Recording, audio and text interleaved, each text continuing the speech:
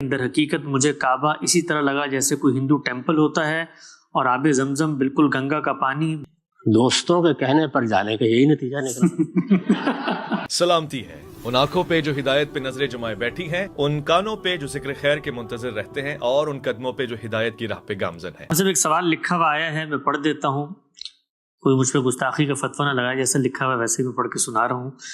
انہوں نے لکھا ہے کہ میں جب پہلی دفعہ عمرے کرنے گیا، اور بریکٹ میں لکھا ہے دوستوں کے کہنے پر، تو مجھ سے سب دوستوں نے پوچھا میرا ایکسپیرینس کیسا رہا۔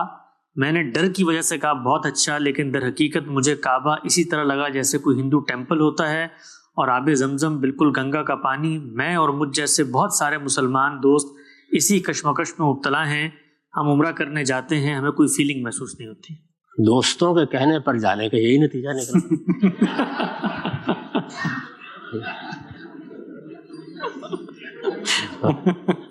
تو دوستوں کے کہنے پر کسی لطائف کی مجلس میں جاتے ہیں۔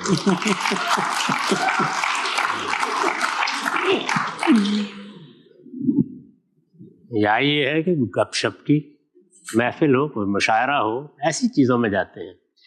جب آپ وہاں جا رہے تھے تو آپ کو پہلے یہ سمجھنا چاہیے تھا کہ آپ کہاں جا رہے ہیں، اس لیے کہ دین، مذہب، اس میں جو چیزیں کہی جاتی ہیں وہ کوئی بے معنی چیزیں نہیں ہوتی، ان کے پیچھے ایک پورا فلسفہ اور پوری حکمت ہوتی۔ تو سب سے پہلے تو آپ کو یہ جاننا چاہیے تھا کہ بیت اللہ یا کعبہ یہ کیا ہے۔ قرآن نے بتایا ہے کہ یہ مسجد ہے، اس کا نام المسجد الحرام ہے، حرمت والی مسجد، عزت والی مسجد۔ قرآن نے بتایا ہے کہ 3 مسجدیں ہیں جو پیغمبروں نے بنائی ہیں۔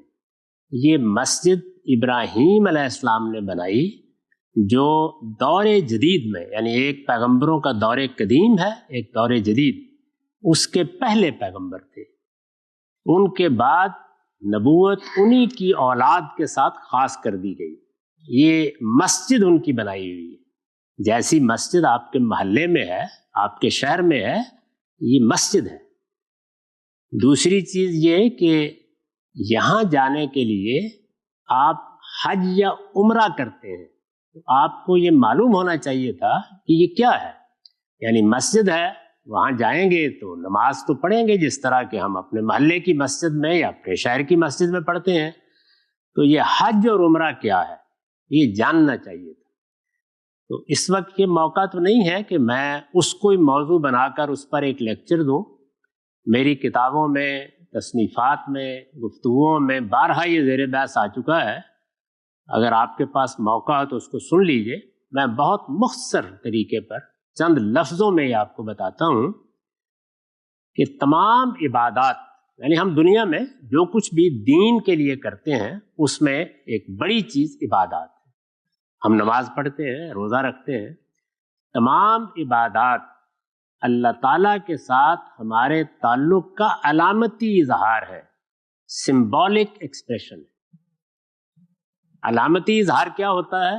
مجھے آپ کے ساتھ ملتے وقت خوشی ہوئی، میں اس کا اظہار الفاظ سے بھی کرتا ہوں، میں مصافحہ کر کے، معانقہ کر کے، مسکرا کے، مل کر بھی کرتا ہوں۔ یہ علامتیں ہیں۔ ہماری قوموں نے جھنڈے، ترانے، علامتیں مقرر کی ہوئی ہیں۔ علامت کو عربی زبان میں شعیرہ کہتے ہیں۔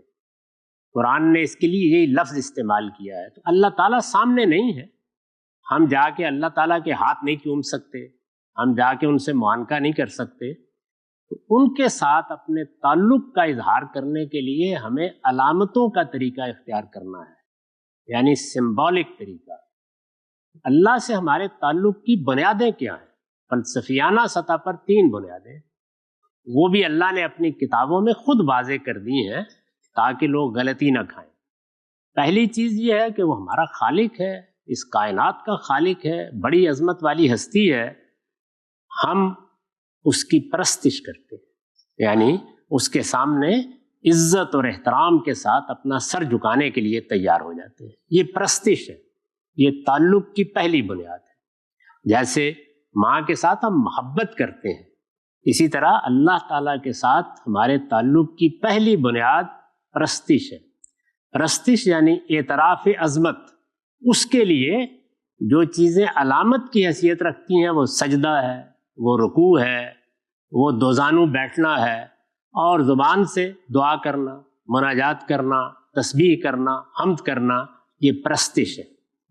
دوسری چیز کیا ہے؟ اطاعت، وہ ہمارا مالک ہے، حکم دے گا مانا جائے گا، جب خالق ہے تو اسی کو مالک ہونا چاہیے، تو اطاعت کرتے ہیں، اس کی بات مانتے ہیں، اس کے اوامر یعنی احکام، اس کے نواہی جن چیزوں سے اس نے روکا ہے رکتے ہیں۔ دوسرا تعلق اطاعت کا ہے۔ روزہ اطاعت کی عبادت ہے، جیسے نماز میں ہم پرستش کا اظہار کرتے ہیں، سر جھکا کے کرتے ہیں، سجدہ کر کے کرتے ہیں، رکوع کر کے کرتے ہیں، اسی طرح روزے میں ہم مجسم اطاعت بن جاتے ہیں۔ جیسے جیسے ہماری کھانے پینے کی اور جنس کی جبلت زور کرتی ہے تو گویا ہمارے شعور کی سطح پر اطاعت آ جاتی ہے، میں نہیں آگے بڑھوں گا، ابھی وقت نہیں ہوا، ابھی اذن نہیں آیا، ابھی اجازت نہیں دی گئی، تو اطاعت کو ایک علامت میں ڈال دیا گیا ہے جو ہمارے پورے وجود کا احاطہ کر لیتی ہے۔ ہمارا تیسرا تعلق اللہ تعالیٰ کے ساتھ یہ ہے کہ اگر میرا پروردگار کبھی چاہے گا تو میں اپنی جان اور اپنا مال بھی اس کے حضور میں پیش کرنے کے لیے تیار ہو جاؤں گا۔ اس کو قرآن نے اس طرح بیان کیا ہے کہ ان اللہ اشتری من المؤمنین انفسهم واموالهم بان لهم الجنہ، میں نے اپنے بندوں سے جنت کے معاوضے میں ان کے جان و مال خرید لیے۔ تو اللہ تعالیٰ کے ساتھ ہمارے تعلق کی تیسری بنیاد جان اور مال کو اس کے حضور میں پیش کر دینا ہے، اس کو دینی اصطلاح میں نظر کہا جاتا ہے۔ تو تین تعلقات کی بنیادیں ہیں، پرستش، اطاعت اور نظر۔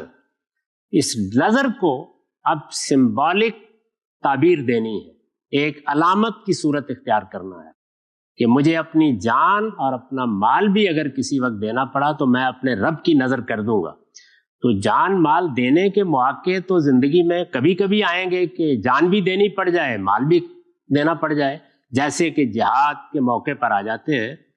اس کو ایک یاد دہانی میں ڈھالنے کے لیے، ایک سمبولک ایکسپریشن میں ڈھالنے کے لیے حج کی عبادت فرض کی گئی۔ اسی لیے آپ یہ لباس اتار دیتے، آپ بالکل ایک مجاہد کا لباس پہن لیتے، اور پھر اس کے بعد جو زبان پر آپ کی ترانہ ہوتا ہے وہ ہوتا ہے لبیک اللہم لبیک، پروردگار آپ جان و مال مانگیں گے تو میں حاضر ہوں دینے کے لیے، میں آ گیا ہوں، میں حاضر ہوں، آپ وحدہ لا شریک ہیں۔